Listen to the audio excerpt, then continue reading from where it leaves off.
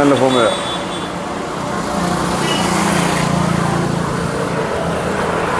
അത് നമ്മൾ കാട്ടാക്കടയ്ക്ക് അടുത്ത് തൂങ്ങാൻപാറ എന്ന് പറഞ്ഞ സ്ഥലത്ത്, തൂങ്ങാൻപാറ ആ സ്ഥലത്ത് 2-3 പേര് വൈകുന്നേരം ഇങ്ങനെ കഥയൊക്കെ പറഞ്ഞിരിക്കുന്നു. അപ്പോൾ അവരെന്താണ് കൊച്ചു വർത്തമാനത്തിൽ നമുക്കൊന്ന് ചോദിക്കാം.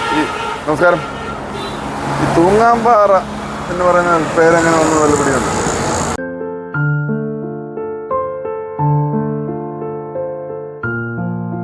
തൂങ്ങാൻപാറ നമ്മളെ നാട്ടിൻ്റെ കൂടെ ഒരു പാറ ഉണ്ടായിരുന്നു. അത് മുതൽ തൂങ്ങാൻപാറ എന്നാണ്. പണ്ട് മരിച്ചിനോണക്കും മറ്റുള്ള ഇതൊക്കെ ആയിരുന്നു. അങ്ങനെ പാറയിൽ ജനങ്ങളും ഒരു 8-10 ജോലിക്കാരെന്ന് പറഞ്ഞാൽ ഒരു 10-40 ജോലിക്കാർ ഡെയിലി മരിച്ചിന് ചെത്ത് അങ്ങനെയൊക്കെ പെണ്ണുങ്ങളും ആണുങ്ങളും.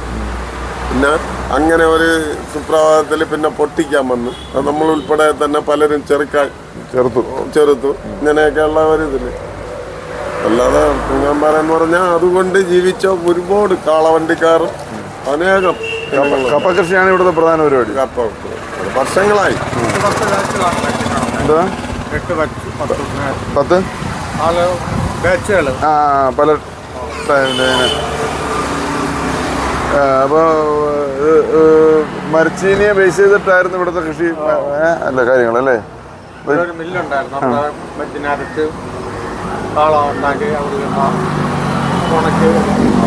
അത് പൊടിയാക്കി മരച്ചീനി പൊടിയാക്കുന്ന പരിപാടികളുണ്ടായിരുന്നു.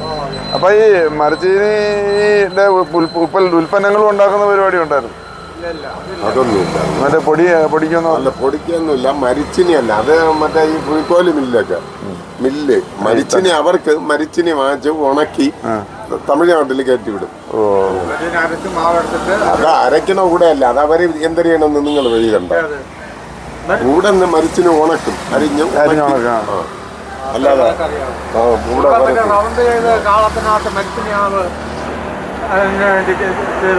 അതറിയാം കളത്തില്. അന്നത്തെ പ്രധാന പരിപാടികൾ അതൊക്കെ. കാളയം വണ്ടിയൊക്കെ എന്ന് പറഞ്ഞാൽ 8-10 കാളയം വണ്ടിയില്ലാത്ത. അപ്പോഴും ഇവിടെ വേറെ വണ്ടികളൊന്നും കാളവണ്ടിയിലാണ് മരത്തിനെ കൊണ്ടുപോകുന്നത്. ഇത് അങ്ങോട്ട് കൊണ്ടുപോകും അല്ല, കൊണ്ടുവരണത് ഇവിടെ ചെത്തി പാറയുടെ താഴെ ഇട്ടാണ് ചെത്തുന്നത്. ആളിന് ഒരു കുട്ട എത്തുന്നതിന് എത്ര രൂപ അന്നത്തെ ചെത്തി ഇതിനെ അരിഞ്ഞ് മുകളിൽ പാറപ്പുറത്ത് കൊണ്ടിട്ട് ഉണക്കും. പെട്ടെന്ന് ഉണവും. അപ്പൊ ആ പാറയാണ് തൂങ്ങാൻപാറ അല്ലേ? വേറെ ഈ തൂങ്ങാൻപാറയെ കുറിച്ച് പറഞ്ഞാൽ വേറെ യാതൊരു പരിപാടിയൊന്നുമില്ല. യാതൊരു ഇത്. രണ്ടുപേരെന്താ? മനോഹരൻ വിജയൻ, സുന്ദരൻ, മനോഹരൻ, സുന്ദരൻ, വിജയൻ. പേരുകളൊക്കെ ഗംഭീര പേരുകളാണ്. വേറെ എന്താ ജോലി? എന്ത് ചെയ്യുന്നു? പുള്ളി ഒരു വണ്ടി ആക്സിഡന്റിൽ ഇപ്പോൾ റോഡിൽ കയറിയത് വെറുതെ. 3 വർഷമായി വണ്ടി ആക്സിഡന്റ് ഒക്കെ പറ്റി അങ്ങനെ നടക്കുകയാണ്. എല്ലാം ദുരന്തവും ദുരിതമൊക്കെ തന്നെ. മനോഹരൻ ചേട്ടൻ എന്താ?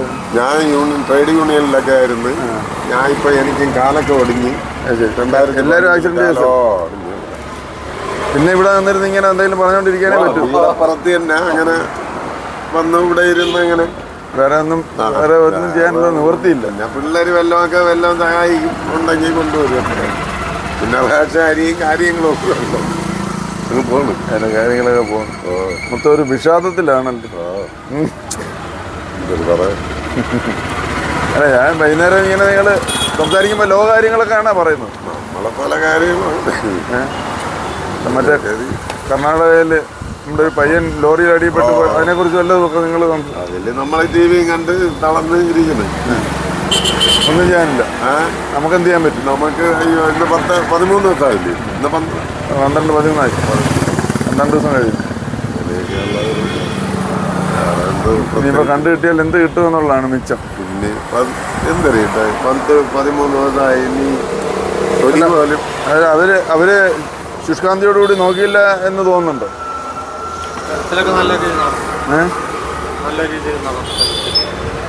അവിടുത്തെ കാലാവസ്ഥയുടെ അല്ലെങ്കിൽ അവിടുത്തെ മഴയും കുത്തൊഴുക്കും. ഇന്നലെ ഇന്നിപ്പോഴോ ടി വിയിൽ മറ്റേ ഇവര് മീൻ പിടിക്കാൻ പോണവര് അവരിറങ്ങി. എന്നിട്ട് അവർക്കും ഈ ഭയങ്കര ഒഴുക്ക്. ഇറങ്ങിയ ഉച്ചയ്ക്ക് എപ്പോഴോ ഒരിക്കൽ പറഞ്ഞ് ഞാൻ ഒരു മരണത്തിന് പോയപ്പോഴ് കേട്ടു. അതൊക്കെ അങ്ങനെ തന്നെ സംഭവിക്കുള്ളൂ, ഓരോരുത്തരുടെ വിധി. ഇപ്പം നമ്മളൊക്കെ ഇങ്ങനെ ഇരിക്കുന്നില്ല. അപ്പോൾ ആ തൂങ്ങാൻപാറ എന്ന് പറയുന്നത് മരച്ചീനിയായിട്ട് ബന്ധപ്പെട്ട് മരച്ചീനി ഉണക്കും കാര്യങ്ങളും ആ പാറയൊക്കെയാണ് തൂങ്ങാൻപാറ. അതിപ്പോ എത്രയോ വർഷം കൊണ്ട് മതിയാക്കി ഒന്നും ഒരു പ്രവർത്തനം ഇപ്പം കപ്പയുടെ പരിപാടി ഒന്നും പക്ഷേ കപ്പ കച്ചവടം ഉണ്ട് ഇല്ല. വഴിയിലൊക്കെ കൊണ്ട് വെച്ച് അതിവിടെ അവര് തൂക്കി എവിടെന്നെങ്കിലും ചെറിയ ചെറിയ ചെറിയ കച്ചവടം. ഇത് അങ്ങനല്ല, കാളവണ്ടി കണക്കിന് ലോഡ് കണക്കിന് കച്ചവടം. ലോഡ് കണക്കിന് ഇവിടെ നിന്ന് ലോറിയിലാണ് ലോഡ് ഉണക്ക കയറ്റി തമിഴ്നാട്ടിൽ പോണത്. അല്ലാതെ ഈ ഇവിടെ മറ്റേ ഇത് അവര് 10,000 2,000 വാങ്ങിച്ചോണ്ടിട്ട് തൂക്കണത് ആ സൈഡിലിട്ട് വയ്ക്കുന്നു. അത് വല്ലാതെ ഇവിടെ. അപ്പോൾ അങ്ങനെ ഞങ്ങളുടെ ഈ യാത്രയിൽ ഞാനിങ്ങനെ കയറ്റം പോലെ ഇങ്ങനെ സഞ്ചരിച്ച് ഓരോ സ്ഥലങ്ങൾ കണ്ടുകൊണ്ട് പോവുക. അപ്പം അങ്ങനെ തൂങ്ങാൻപാറയിലെത്തിയപ്പോൾ നിങ്ങളെ കണ്ടെന്ന് ചോദിച്ചെന്നേ ഉള്ളൂ. അപ്പോൾ ഞാൻ ഇറങ്ങണ്ടേന്നാ? ഓ സന്തോഷം. നമ്മളിങ്ങനെ പോകുമ്പോൾ നമ്മുടെ ദൃഷ്ടിയിൽപ്പെടുന്നവരോട് നമ്മൾ നാട്ടിനെക്കുറിച്ചും നാട്ടുകാരെക്കുറിച്ചും എൻ്റെ വിശേഷങ്ങൾ ചോദിക്കും, ചെല്ലുന്ന കാര്യമായിട്ട് പറയും. അപ്പോൾ നമ്മളത് കേട്ട് അടുത്ത സ്ഥലത്തേക്ക് പോകും. നമ്മൾക്ക് ഇത് തന്നെയല്ലേ നമ്മുടെ ജോലി. നമുക്ക് പോവാം. ഓക്കെ.